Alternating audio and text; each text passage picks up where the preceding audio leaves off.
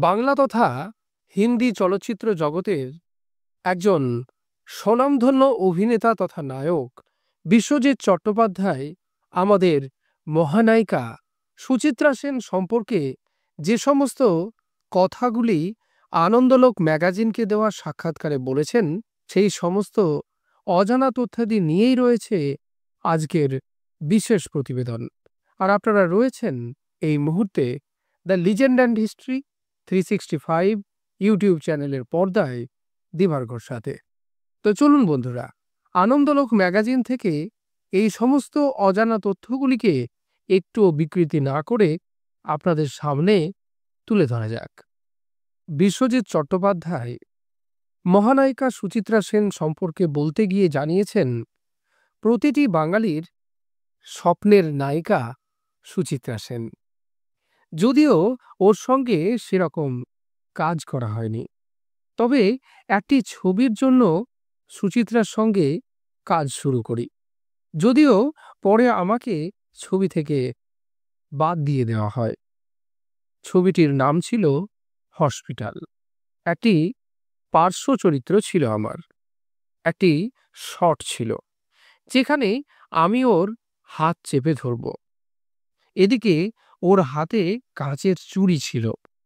আমি এমনভাবে হাত চেপে ধরি যে ওর হাত চুড়িতে কেটে যায় আর রক্ত বেরোতে থাকে। পরে ওর কাছে ক্ষমা চেয়ে নিই, যদিও উনি বলেছিলেন এটা ওরই দোষ।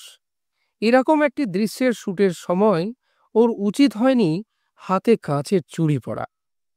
তবে মিসেস সেনের সঙ্গে আমার খুব ঘনিষ্ঠতা ছিল না, কারণ আমি তখন একেবারে নতুন।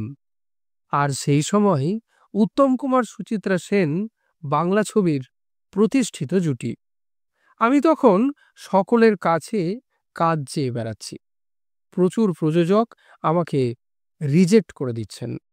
মনে আছে কানন দেবীর কাছেও গিয়েছিলাম। সেই সময় আরেক পরিচালক হরিদাস ভট্টাচার্য, কানন দেবীর স্বামী, ঠিক করেছিলেন শরৎচন্দ্র চট্টোপাধ্যায়ের লেখা বিপ্রদাস বানাবেন।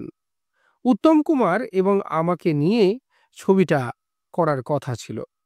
সব ফাইনালাইজ হয়ে গেলেও ছবিটি আর দিনের আলো দেখেনি।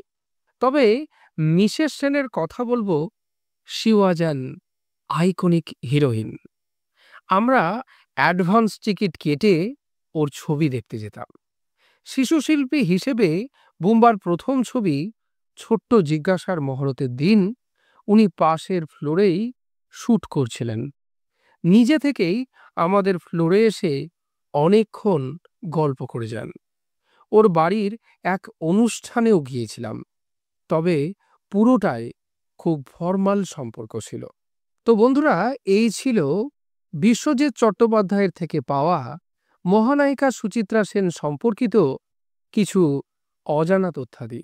আপনাদের এই তথ্যবহুল ভিডিওটি ঠিক কেমন লাগলো অবশ্যই কমেন্ট বক্সে কমেন্ট করে জানাতে ভুল করবেন না।